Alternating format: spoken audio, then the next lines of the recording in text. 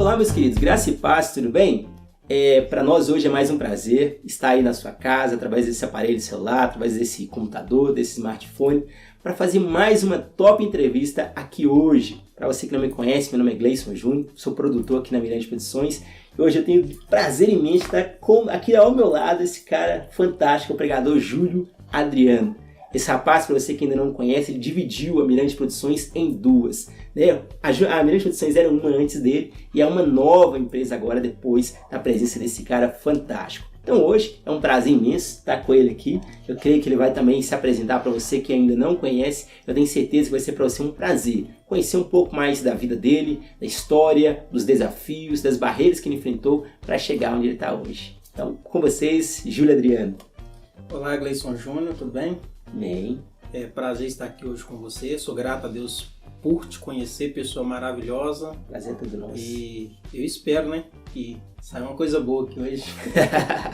Então, sem mais delongas, eu sei que a quarentena tá aí, de repente você tá na sua casa, eu sei que a gente tá com tempo. Hoje é Dia Internacional da Mentira, gente. E o Júlio Adriano fez uma promessa, ele falou que vai falar só a verdade aqui. Então, se ele falar mentira, fica tranquilo, eu não vou cortar, vou dar um beliscão nele aqui, vou dar um tapa pentecostal nele e vai sair só a verdade, tá bom, gente? Então, sem mais delongas, Júlio Adriano, quem é o pregador Júlio Adriano? Conta pra gente um pouco mais aí da sua história. Esse nome composto, que Júlio Adriano, é porque, primeiramente, eu não gostava do meu nome, eu achava o meu nome muito feio.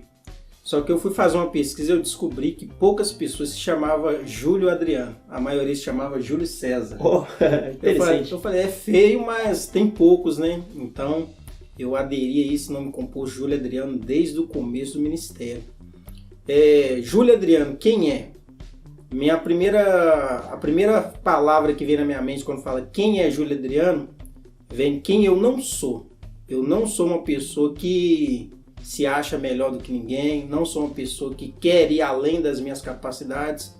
Eu sou um original, como se fosse uma pessoa que não tem igual, pessoa que quer ser a diferença, não imitando ninguém. Então, Júlio Adriano é alguém que quer fazer a diferença sendo quem ele é. Se eu não conseguir ser, não tem problema, eu tentei.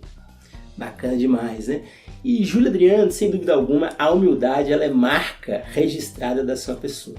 E, querendo ou não, também a gente se conheceu no meio do evangelho, a gente se conheceu, na verdade, dentro de uma igreja, eu até cheguei atrasado no culto, e Deus havia escolhido esse homem para pregar, né? Esse rapaz, né? Na verdade, ele pregou uma mensagem muito impactante, que falou muito comigo, e ao final do culto ele, o pastor, nos apresentou, tá? Então eu conheci Júlio Adriano primeiro como pregador do evangelho. Sim. E assim sendo, você começou a pregar bem jovem, né? Eu vi que você fez alguns cartazes como pregador mirim, pregador para culto de jovens. Eu te conheci nesse meio, né, mais juvenil da parte do evangelho. Você começou a pregar com qual idade? Bom, Gleice, eu comecei a pregar com 14 anos de idade. Como você disse aí, eu mesmo tendo 14 anos de idade, eu aparentava ter 8 anos de idade. Então o povo me via assim, achando que era uma criança de 8 anos pregando, ficava maravilhado. Mas eu comecei com 14 anos. Eu me lembro que minha primeira oportunidade foi num culto onde a irmã falou assim: você vai pregar se o pregador não vier na minha campanha. Substituto. E como eu queria pregar, eu orava, oh, Deus, não deixa esses homens vir não. Aí veio o primeiro, veio o segundo, veio no sexto elo.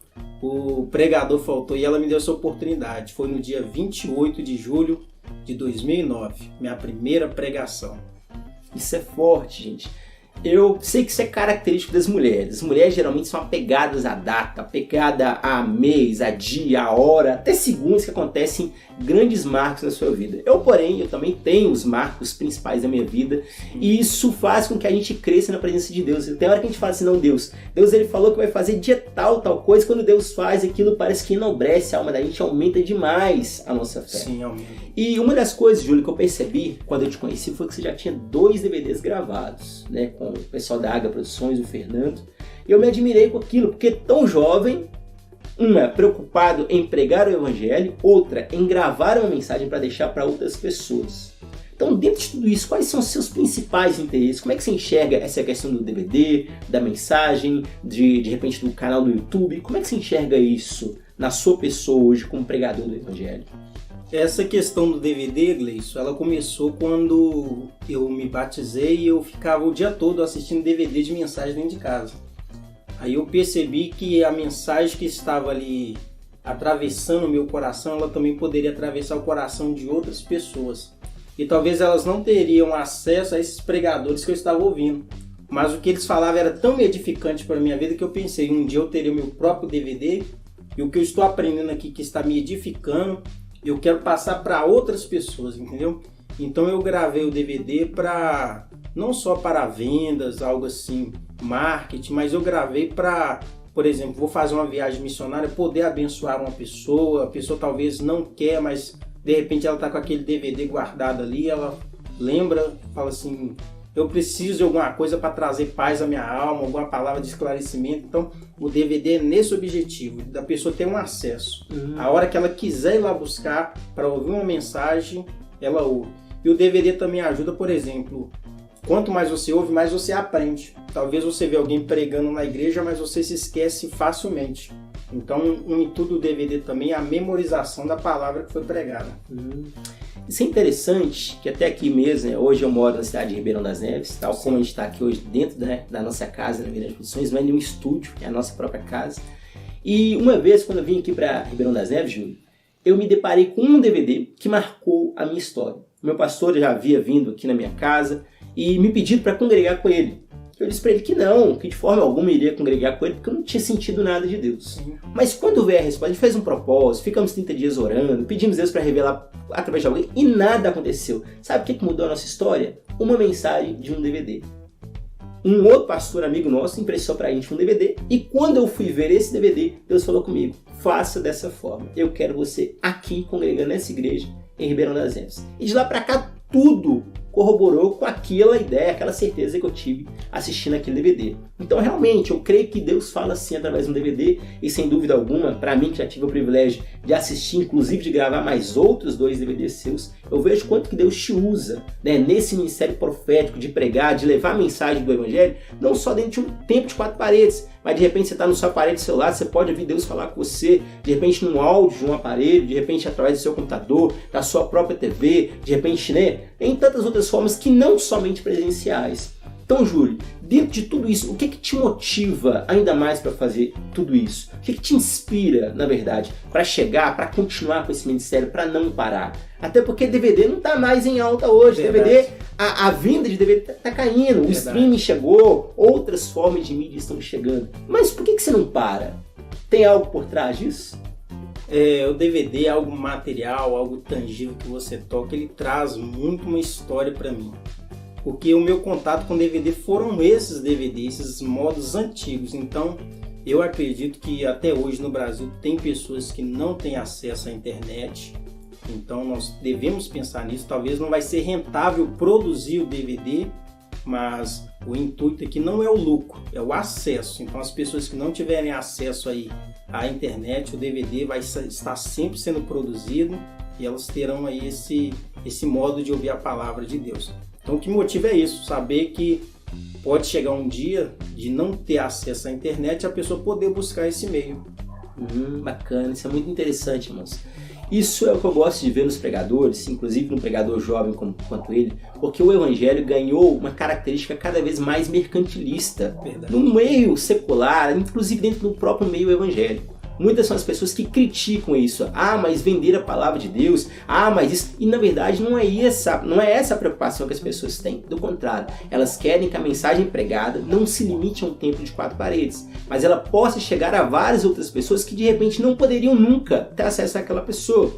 Eu já gravei DVD aqui na Mirante Produções, por exemplo, de pessoas que gravaram aqui no Brasil, no estado de Minas Gerais, e que o DVD já chegou nos Estados Unidos. Já chegou em Portugal, já chegou no Rio Grande do Sul, chegou no Paraná, já chegou até no Amapá, gente. O que é isso? Você acha que de repente uma pessoa lá dos Estados Unidos sairia de lá para vir aqui na nossa cidade, vir aqui em Minas Gerais para poder gravar um DVD? De repente não. Mas aquele DVD, aquela mídia impressa ou através do YouTube, através do streaming, pode chegar lá e aquela pessoa pode ser sim impactada com o poder de Deus. Assim são com os livros produzidos aqui pela nossa empresa, assim são com os DVDs, com os CDs e com todo o outro conteúdo de material gráfico que a gente produz aqui.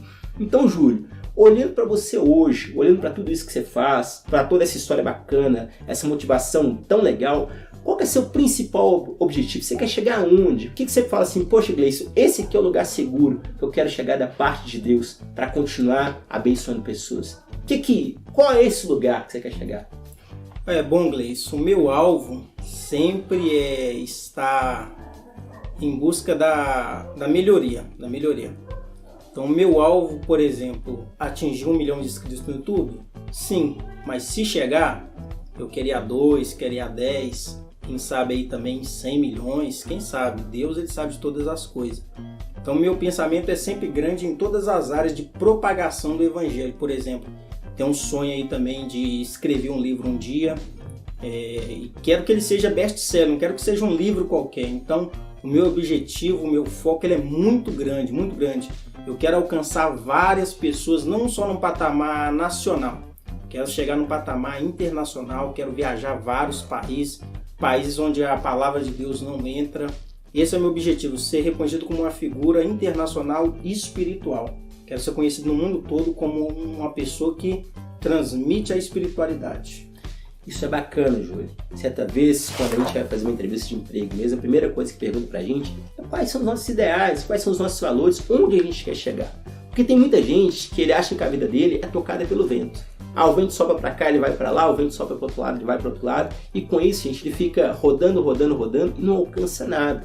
Aquele, porém, que tem metas, que consegue colocar uma situação certa na sua vida, ele pode chegar muito mais longe. Sim. Até porque a Bíblia, na verdade, ela fala assim que ao homem cabe sonhar, mas a resposta certa da boca, ela vem do Senhor. Ou seja, Deus, ele colocou no meu e no seu coração sonhar.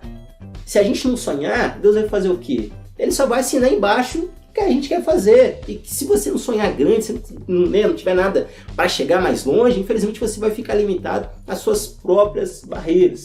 E você sempre foi um jovem sonhador, sempre foi um cara que para cima, para frente, positivo, sempre pensou em sonhar, em chegar em outros lugares, alcançar outras nações, outros povos, e você faz de tudo para chegar nesse objetivo. Meus parabéns. Agora, Júlio, eu sei que você é um cara humilde, não tem dúvida disso. A prova está aqui. Quais são os seus pontos fracos? Pontos fracos, Gleison. Bom, eu disse que seria tudo verdade, né? Diante da mentira, mas vai ser tudo verdade. Eu vou beliscar e não vou cortar na edição, viu, gente? Ele vai falar. É difícil falar de si mesmo, né? Seja elogiando ou criticando, né? Mas uma coisa que eu acho que me atrapalha muito mesmo é o medo de me machucar e não me entregar para as pessoas. Por exemplo, tem alguém ali que eu quero fazer amizade com ela, mas como eu já tive algumas frustrações, eu tenho uma certa barreira, eu tenho ali um certo ponto, eu vou só até aqui com essa pessoa. E isso me atrapalha muito de receber bênçãos da parte de Deus, que as pessoas, algumas bênçãos que eu não tenho, tá em outra pessoa, porque a vida é como um jogo de Lego. Tem peça que eu não tenho que você tem. E eu preciso criar o meu espaço ali, mas com as peças que você tem. Aí, então eu sinto muito bloqueado. Um ponto que eu não tenho é de não me doar demais para as pessoas, entendeu? De eu chegar até certo ponto com elas e não atravessar essa barreira. Mas estou me esforçando aí todos os dias para ser uma pessoa melhor, uma pessoa mais acessível, uma pessoa que se importa mais. Mas esse medo de me machucar, eu acho que é um desafio para mim que eu preciso vencer. Bacana. É sempre interessante, gente, conhecer quem nós somos, qual a nossa realidade, quais os recursos que nós temos disponíveis, quais as nossas principais qualidades, também quais são as nossas principais insuficiências, nossos principais déficits pessoais, para que a gente consiga enfrentar isso de peito aberto, com humildade primeiro, e deixar de lado o orgulho. Porque se a gente tenta camuflar isso com o nosso próprio orgulho, a gente não deixa de ter aquela deficiência, mas a gente ainda atrapalha para que aquela deficiência possa ser suprida, de repente, com a vida de um outro irmão, né? A palavra do Senhor diz que nós somos como membros do corpo de Cristo. Cristo é o cabeça. Cada um de nós somos outros membros. Nós fazemos parte disso e cada um à sua maneira, contribuindo mais ou menos, mas para que o corpo possa crescer e crescer bem. Se de repente nós queremos ser a parte mais importante, mas nós não estamos completamente habilitados para aquilo, nós vamos fazer com que o corpo cresça, com que o corpo pereça e de repente até adoeça. Imagina se eu quisesse andar para cima e para baixo com as mãos ao lugar dos pés. Certamente eu não conseguiria correr, nem conseguiria avançar certamente até o alvo que Deus tem para mim. Então cabe a nós humildade. Isso é uma coisa muito bacana na sua pessoa. Agora, Júlio, sem orgulho, sem demagogia, quais são os seus pontos fortes? Aqui você fala assim, não, para isso aqui, Deus me chamou. Esse negócio aqui, arreda, porque é comigo.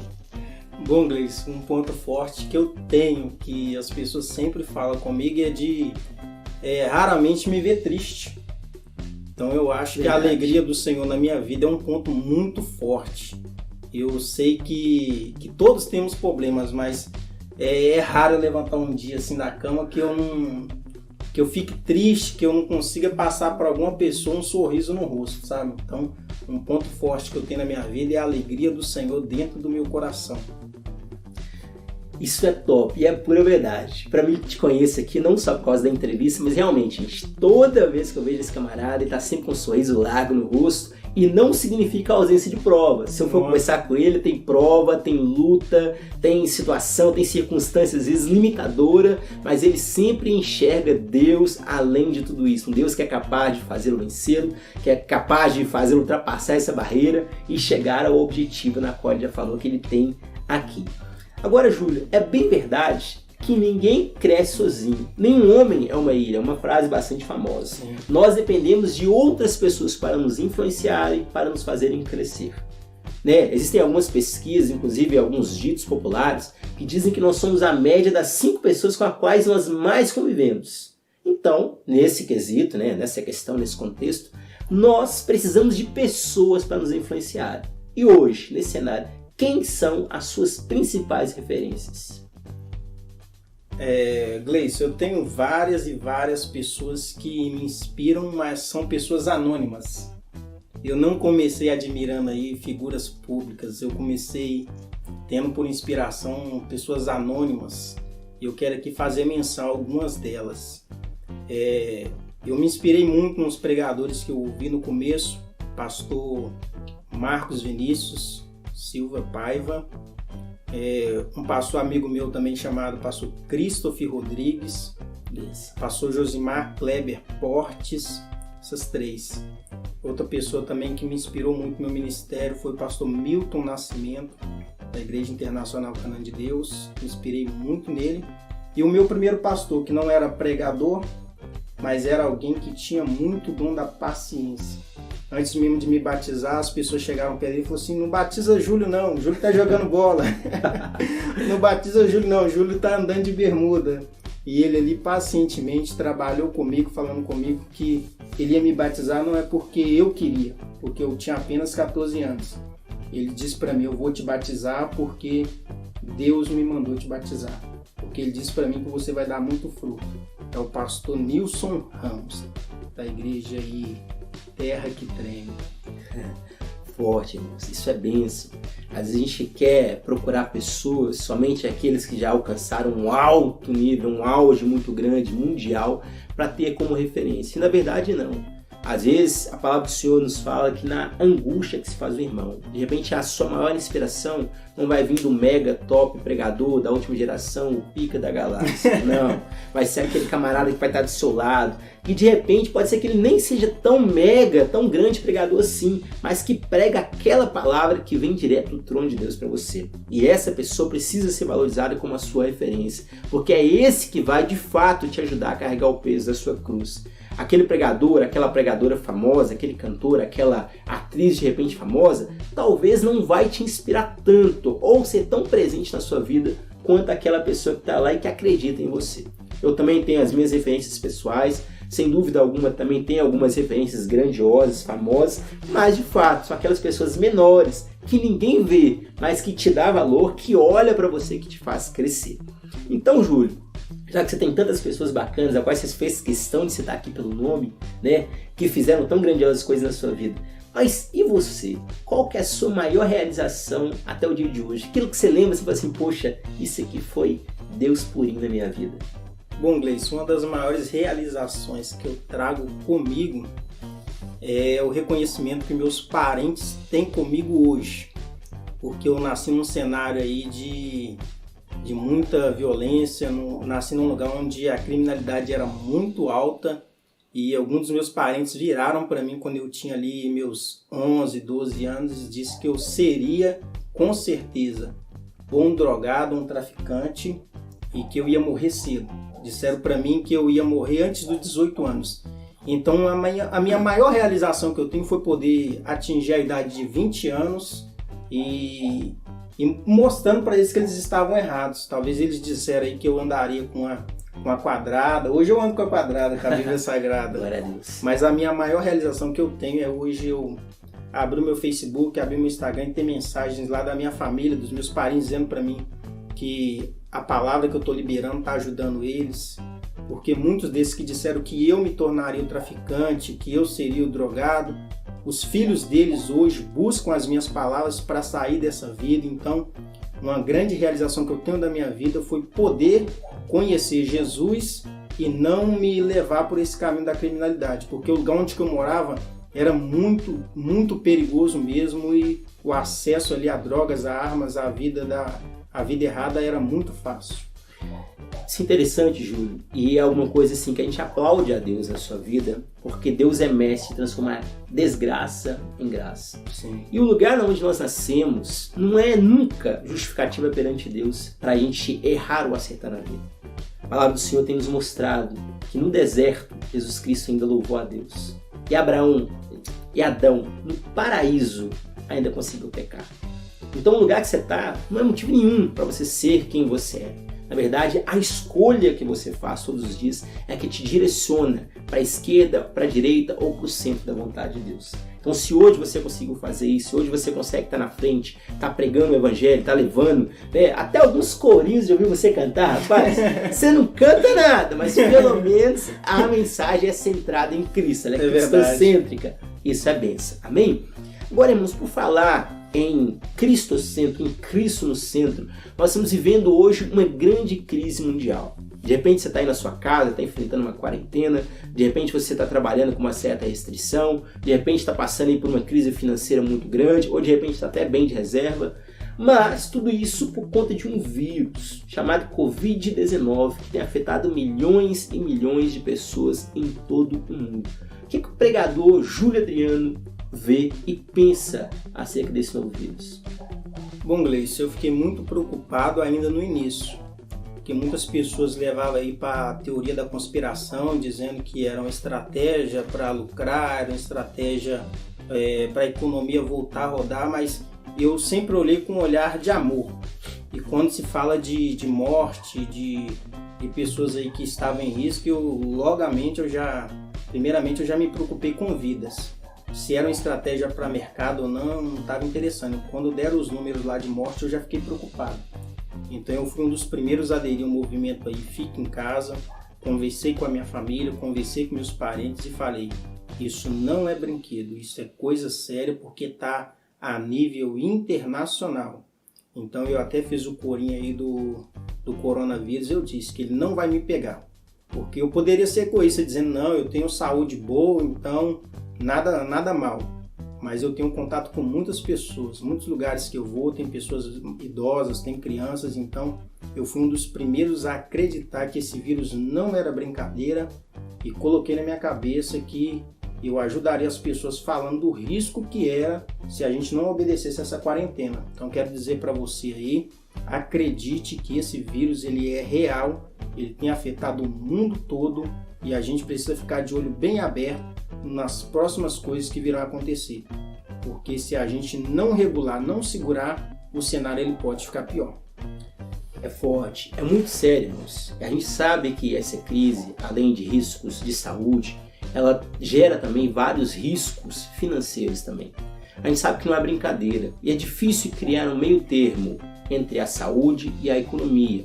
Mas a nossa sugestão, nosso conselho é que você tome o máximo de cuidado possível, tá? Evite mesmo o contato com várias pessoas, evite aglomerações de pessoas, evite principalmente contatos com idosos, pessoas com mais de 60 anos, porque por mais que você de repente não manifeste nenhum sinal, você pode ser um transportador desse vírus que pode ser letal para uma pessoa nessa idade, ou de repente uma pessoa com uma idade menor, mas que possui alguma outra doença crônica, algum outro agravante pessoal, algum outro problema de saúde, que não só esse vírus que pode ser potencializado com ele. Então toma todos os cuidados necessários, breve, eu sei que a gente vai vencer tudo isso, a gente vai voltar a ter uma vida normal para a glória de Deus. Amém? Júlio Adriano, a gente já está chegando já ao final da nossa entrevista. Eu sei que você recentemente também criou um canal chamado Júlio Adriano Querix no YouTube. Sei que seu canal está indo de vento em popa, você está aí a cada dia mais conquistando novos inscritos. Você tem procurado levar um conteúdo bastante eclético no seu canal. Lá tem mensagem, lá tem conteúdo do dia a dia, lá tem entrevista com pessoas que você gosta. Tá bombando, né? Então qual que é a mensagem que você quer deixar aí pro pessoal de casa que assistiu aqui a nossa entrevista? O que você coloca aí para fechar? Para eles assinarem lá o seu canal, as suas páginas também nas redes sociais e também o conteúdo que você quer deixar para nós aí, para despedir pro pessoal aí de casa. Bom, Gleice, primeiramente eu quero agradecer você pelo carinho, a Mirante Produções pelo espaço. É uma empresa séria de um homem de Deus. Temos o respeito, o carinho por ele. Então eu agradeço você primeiramente. Bom, Deus abençoe. Prazer todo nosso. É um amigo que Deus colocou no meu caminho. Gente, o meu objetivo aqui com o canal é abençoar vidas e famílias. Então, se vocês puderem compartilhar, divulgar o nosso canal, eu sei que é um conteúdo edificante. Sempre quando eu vou gravar um vídeo, eu penso como se fosse eu que estivesse ouvindo aquele vídeo. Então, eu trago com muito respeito, muito carinho o conteúdo e eu espero melhorar cada dia mais e mais.